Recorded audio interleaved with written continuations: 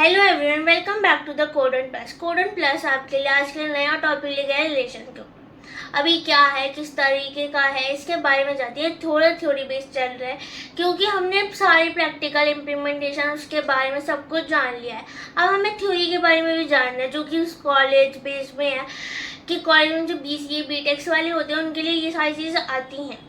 अगर इनको प्रॉब्लम्स हो, कुछ भी हो, तो वो सब कुछ जानने को करते हैं कि हाँ ये वाला टॉपिक है, ऐसे है, इसके बारे में थ्योरी बेस का भी करते हैं। तो लेट्स स्टार्ट विद, अगर कुछ भी हुआ, कैसा है, किस तरीके का, तो ये चीज़ जानने में इजी हो जाएगी कि हाँ ये वाला टॉपिक अगर कोई थ्योरी पूछते हैं तो let's start with it. Topic है हमारा रिलेशनल डाटा मॉडल। तो इसमें क्या है, आज रिलेशन डाटा मॉडल्स के बारे में पढ़ेंगे। तो लेट्स स्टार्ट विद इट। तो इंट्रोडक्शन पढ़ते कि रिलेशन डाटा मॉडल्स होता क्या है। ये ज़्यादातर रिलेशन डाटा मॉडल्स ये होते हैं कि उसको ना मोस्टली वैसे यूज़ किया जाता है ना DBMS में।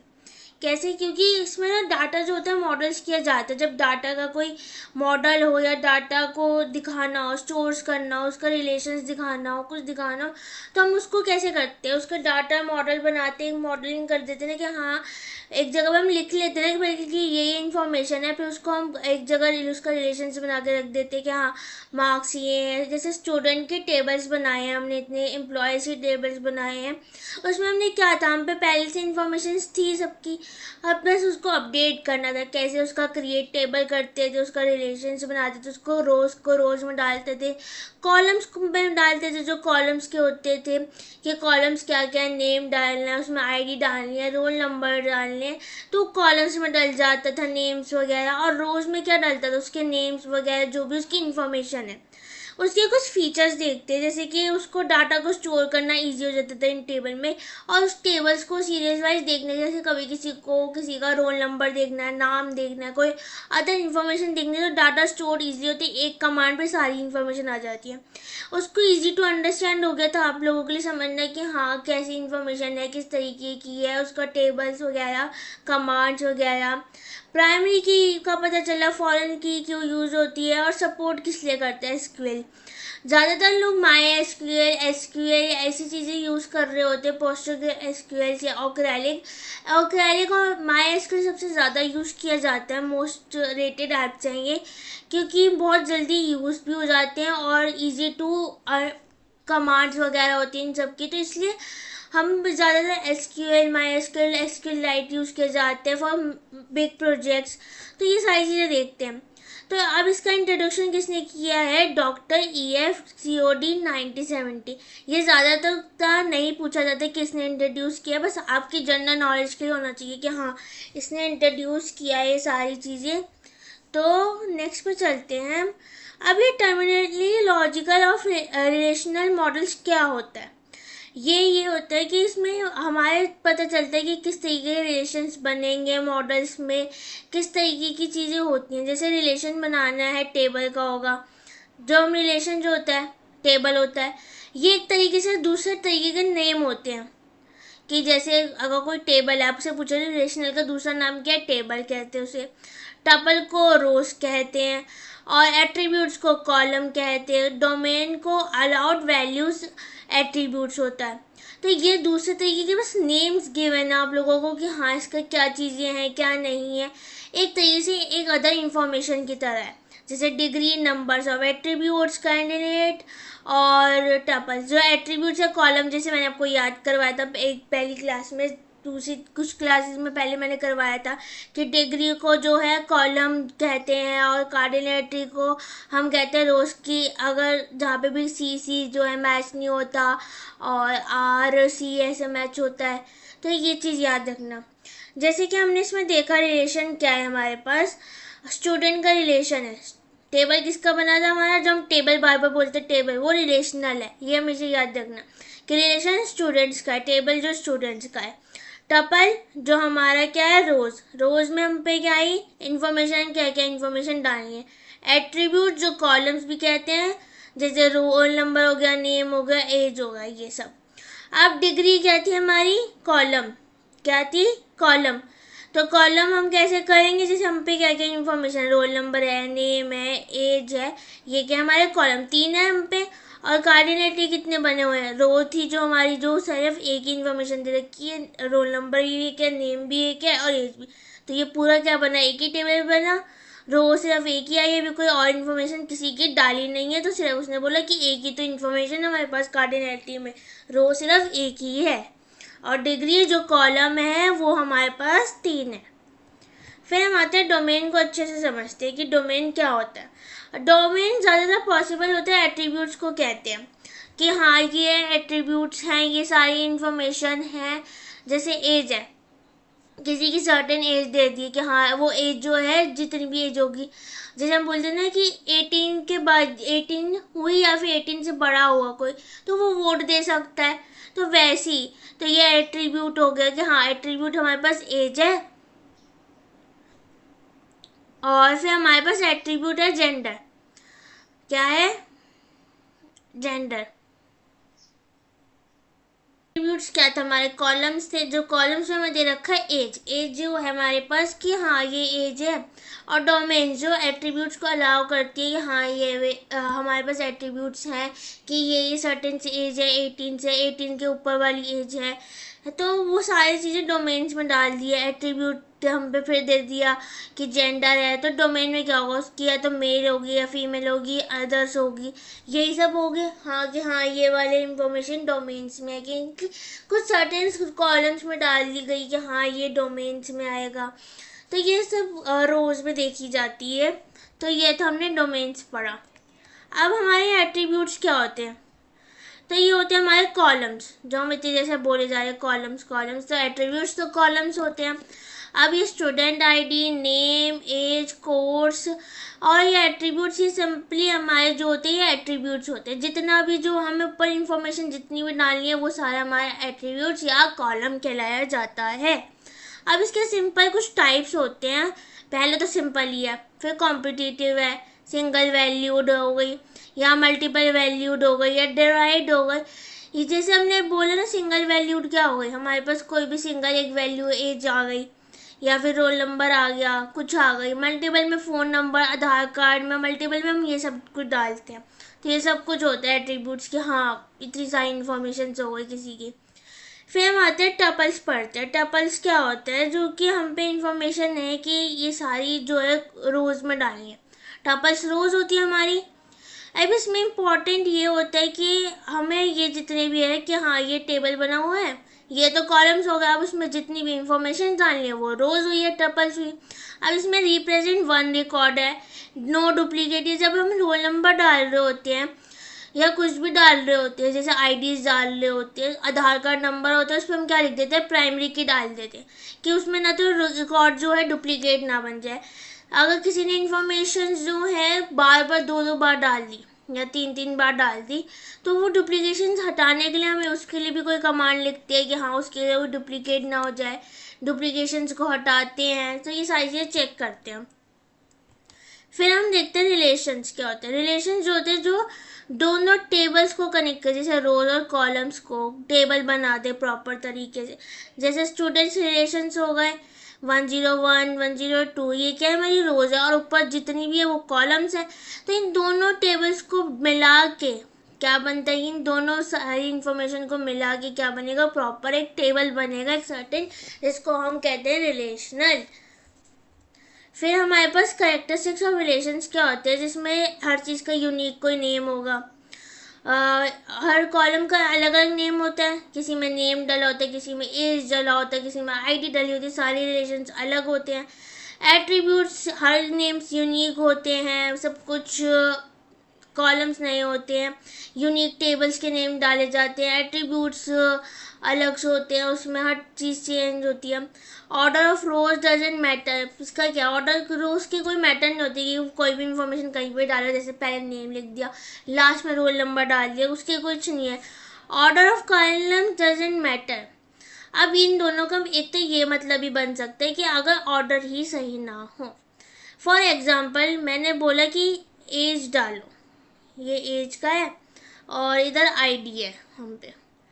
अब मैं एज में डाल रही हूँ रोल नंबर आईडी, जैसे इधर मैंने आईडी एज डाल दिया और इधर रोल जो है एज आईडी में हमने 19 डाल दी। अब प्रॉब्लम तो यही आ रही है कि एज और आईडी दोनों अलग अलग, हमें हर चीज़ इन्फॉर्मेशन जो है ऑर्डर वाइज लगानी पड़ती है कि हर इन्फॉर्मेशन सही वाइज हो, रोज सही डली हो, कॉलम सही डली हो।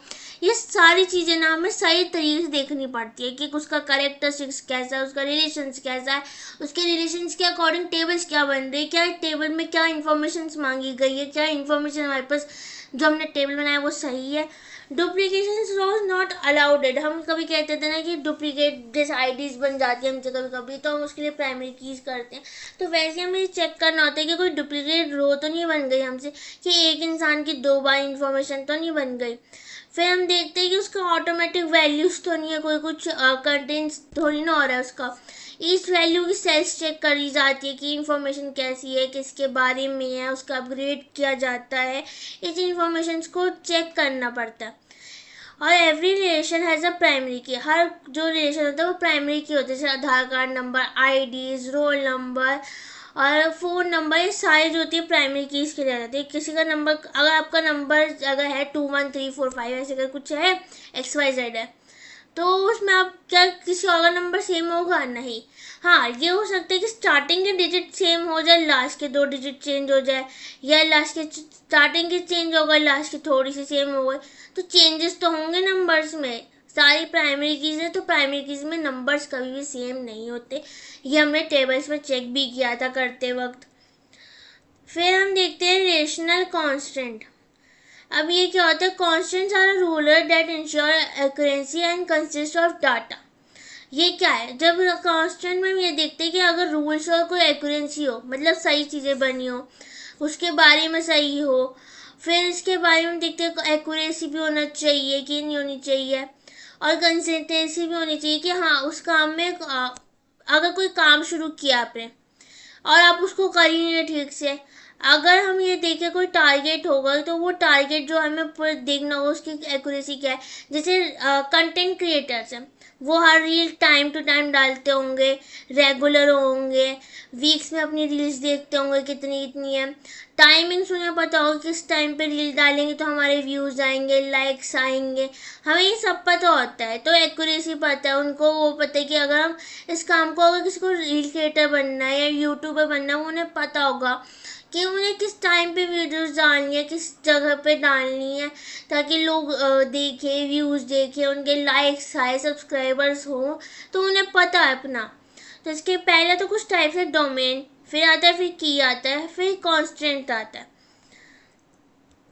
जिसमें से डोमेन बता रही हूँ कॉन्स्टेंट, जिसमें से डोमेन जो है प्री डिफाइंड होता है, जैसे पहले से डिफाइंड होती है किसी की डोमेन्स क्या है क्या नहीं है। जैसे एज है किसी की, एज तो किसी की 25 होगी, क्या किसी की एज ABC हो सकती है? नहीं ना, तो ये चीज़ तो गलत हो गई। तो जिसकी चीज़ जो है वो प्री डिफाइंड होती है, जैसे एज में तो आपकी जो एज करंट एज होगी, किसी की 19 होगी, किसी की 20 होगी, तो वो एज में डालेगी। किसी की इंट वैल्यू जो है वो वैर या कैर नहीं बन सकती। अगर मार्क्स किसी के हैं, मार्क्स तो पॉजिटिव होते हैं, किसी के नेगेटिव थोड़ी ना होते हैं, तो ये चीज़ भी गलत हुई हमारे पे कि मार्क्स भी हमेशा जो होते हैं पॉजिटिव वेज में जाते हैं, कभी भी नेगेटिव नहीं होते। 0 to या फिर 20 तक जा रहे होते हैं या 100 तक जा रहे होते हैं मार्क्स हमारे। अगर किसी को निकालना है कि 20 तक के टेस्ट पेपर हुए तो 0 to 20 में देखेगा ना वो बंदा कि इसके कितने मार्क्स बने हैं। वो माइनस में तो नहीं जा पाएगा, 0 तो 0 ही होगा, 0 से कम क्या जाएगा वो। और इसमें जो इनवैलिड डाटा नहीं होना चाहिए, कोई भी मेंटेन डाटा होना चाहिए प्रॉपर तरीके से। फिर introduction of to the Codd rule. इसको स्टार्ट करने से पहले मैं एक चीज़ बता दूँ, कीज और नल्स मैं पहले समझा चुकी, जैसे नॉट नल, इज नल मैंने पहले समझा दी थी। कीज, प्राइमरी कीज क्या होता है, कैंडिडेट कीज क्या होता है, फॉरेन कीज, सारी कीज जितनी भी टाइप्स की कीज हमने पढ़ी, हमने सारी कीज पहले ही पढ़ ली थी। तो मेरे को बस डोमेन लगा था कि इस टाइम पे डोमेन पर आना चाहिए, तो ये दोनों टाइप्स की वीडियोस मैंने पहले ही डाल रखी थी। तो या फिर हम आते हैं इंट्रोडक्शन टू कोऑर्डिनेट्स रूल्स, क्योंकि वो दोनों टाइप्स कीज और रूल्स जो थे मैंने जब आप प्रैक्टिकल और इम्प्लीमेंटेशंस कर रहे थे तो मैंने साइड बाय साइड उसको उसी में एक्सप्लेन कर रखा है। तो डॉक्टर, अब कोऑर्डिनेट रूल्स क्या होते हैं? इसमें ना कुछ रूल्स होते हैं। किसने क्या इंट्रोडक्शन किया? इसने ना 13 रूल्स से इंट्रोडक्शन किए doctor Edgar F Codd propose the 13 rules. इसने ना 0 to 12 रूल, 0 से शुरू है, 13 रूल्स तो हैं, जैसे 1 2 3 है तो वो 0 को 1 कर लो या फिर 1 to 13। तो इसने 0 से स्टार्ट किया कि रूल्स बनाए हैं जिसको RDBMS कहा जाता है, रिलेशनल डाटाबेस मैनेजमेंट सिस्टम किसे कहा जाता है, जिसको हम शॉर्ट फॉर्म में RDBMS कहते हैं कि उसके रिलेशंस क्या है, किस तरीके से ट्रू है। तो वो सारी चीज़ें इसने लिखी हैं, 13 रूल्स बनाए हैं जो कि स्टार्ट हमारे 0 से होते हैं और 12 पे। जैसे हमने किसी ने अगर पाइथन या फिर वैसे स्कूल्स में पढ़े तो उन्होंने सुना होगा इंडेक्स वैल्यूज 0 से शुरू, तो वैसे इसके रूल्स भी ना 0 से शुरू होते हैं और 12 पे ख़त्म होते हैं, चाहे नंबर 13 हो उसमें, और लेकिन डले 0 पे होते हैं। फिर पर्पस इसका क्या आता है, डिफाइन करता है करेक्टरिस्टिक्स को, RDBMS क्या होता है, उसके इंडिपेंडेंस क्या होते हैं, इंटीग्रिटीज क्या होती है, सारे करेक्टर्स इसने बताए हैं 13 रूल्स में एक्सप्लेन करके। तो लेट्स स्टार्ट क्या होता है। तो इसके पहले में तो मैं समझाती हूँ कि 0 to 3 रूल्स क्या है। Rule number 0, system must be relation capable to manage the data. उसने कहा कि सिस्टम में जितने भी रिलेशन होते हैं, कैपेबिलिटी होते हैं manage the data. Her relation जो होता है वो कैपेबल होता है टू मैनेज द डाटा। अगर मैंने इधर IDs डाली है, नेम्स डाले, तो वो क्या कैपेबल नहीं है कि वो सारी चीज़ें मैनेज कर पाए। अगर कोई कॉलम्स बनी है, कुछ रोज बनी है, तो मैनेज कर पाएगा इसलिए अपना डाटा, सिर्फ अपनी ही डाटा की इन्फॉर्मेशन। फिर इसने रूल नंबर 1 बताया, information rules are stored in table. जितनी भी इंफॉर्मेशन होती है वो एक टेबल में स्टोर हो जाती है कि हाँ ये सारी इंफॉर्मेशन जितनी भी इस डाटा में स्टोर्ड है। फिर इसने रूल नंबर 2 में बताया हमें ग्रेटिट्यूड की एक्सेस रूल्स को। इसने बताया कि name, primary keys and column names जो है उसने कहा कि एक्सेसिबल होना चाहिए यूजिंग टेबल्स। इसने बताया दूसरे रूल में कि जितने भी आप टेबल्स बना रहे हो उसमें जो यूजिंग कर रहे हो उसमें कॉलम्स जितने यूज़ कर रहे हो, नेम्स यूज़ कर रहे हो, प्राइमरी कीज होनी चाहिए, ताकि अगर कभी डुप्लीकेशंस भी हो जाए नेम में या नंबरिंग में तो वो चीज़ ना हो। कॉलम नेम्स हमें पता होना चाहिए कि क्या क्या कॉलम नेम्स हैं। जैसे अब हमने देखा था ना, शो टेबल करके देखा था, डाटा कर रहे थे हम कि हाँ शो के इतने टेबल्स हैं, तो उसने हमें बताई थी कि हाँ ये सारे टेबल्स आपने बना रखे हैं, फर्दर टेबल्स आपकी इंफॉर्मेशन होंगे। Systematic treatment of a null value representing the missing और अननोन इन्फॉर्मेशन। क्या अगर सिस्टमेटिक ट्रीटमेंट ऐसा होना चाहिए कि अगर कोई नल वैल्यूज़ है, हमने पढ़ा था ना नल वैल्यूज़ भी होती है कोई, कि अगर नल वैल्यू किसी में डाल दी तो वो रिप्रेजेंट करेगा मिसिंग या फिर अननोन इन्फॉर्मेशन को। अगर नल है तो कोई इन्फॉर्मेशन उसमें नहीं दे रखी, हम बोल देते ना कि इसने आधार कार्ड इन्फॉर्मेशन नहीं दी, इसने अपनी एज नहीं बताई, इसने ये नहीं बताया, तो ये होगा हमारी नल वैल्यू। फिर हम देखते हैं rule number 4 to rule number 7। फिर इसने बोला रूल नंबर 4 जो है डायमेक होता है ऑनलाइन कैटलॉग्स में। डायमेक होता है कि अगर उसमें बोला कि ऑनलाइन है इन्फॉर्मेशन तो फिर उसको कम कर देते हैं कि हाँ ये डायनेमिक है। उसमें जैसे कोई वेबसाइट्स होती हैं जिसमें अपडेट होता रहता है तो वो डायनेमिक होती है, जैसे इंस्टाग्राम हो गया, तो उसको ऑनलाइन ही अपडेट करते रहते हैं बार बार कि हाँ उसको चलते फिरते लेकिन परेशानी ना हो। फिर आते हैं कंप्रेसिव डाटा सब लैंग्वेज जिसको हम कहते हैं SQL। जैसे SQL है हमारे पास ईजीएस्ट हो जाता है कि यूज़ करना उसको, उसके डाटा को, इन्फॉर्मेशन को सब जगह पे करने में इन्फॉर्मेशन डालते हैं, लैंग्वेज यूज़ हुई है उसमें। DBMS जिसको हम कह रहे हैं कि SQL में उसकी एक कमांड्स यूज होती है कि शो करने के लिए, सेलेक्ट करने के लिए, हर चीज़ की कमांड्स होती है, उसको अपडेट कर सकते हैं। अगर इसका 6 पॉइंट यही बताया कि अपडेटिंग द रूल्स होता है कि अपडेट करता रहता है रूल्स को कि हाँ व्यू करने के लिए अलग अलग सारी चीज़ें एक कमांड में सारी इन्फॉर्मेशन आ जाती है। फिर हम देखते हैं इसने 7th रूल्स बनाया कि इंसर्ट करना है, अपडेट करना है, डिलीट करना है। तो हम ये भी तो देखते थे कि इंसर्ट करना है किसी की रो या अपडेट करनी है किसी की, डिलीट करनी है, तो वो भी हम इजीली कर पा रहे थे। तो ये थोड़ी हाई लेवल आ जाती थी कि इंसर्ट, अपडेट, डिलीट। फिर हम देखते हैं रूल नंबर 8 टू 12। इसमें क्या है, रूल नंबर 8 में फिजिकल डाटा इंडिपेंडेंस होते हैं कि इसमें जो फिजिकल डाटा इंडिपेंडेंस होते हैं जो हमारे पास एक्चुअली में पेजेस पे दे रखा होता है वो होता है हमारा फिजिकल डाटा जो इंडिपेंडेंस होता है, जो कि हाँ उसमें पेजेस में तो है लेकिन वो उतने वो होता था ना, कभी पानी या कुछ हो गया तो वो फिजिकल डाटा इंडिपेंडेंस करने की कोशिश में हो भी नहीं पाता कभी कभार। लॉजिकल डाटा हर चीज़ में लॉजिक लगा रहे हैं हम लोग बैठ के कि अगर ये वाली कमांड लिखेंगे तो क्या इन्फॉर्मेशन हमारी आएगी। जब हम बोलते हैं ना कि हर चीज़ में लॉजिक लगाओ, तो ये कि वही कहना चाह रहे हैं।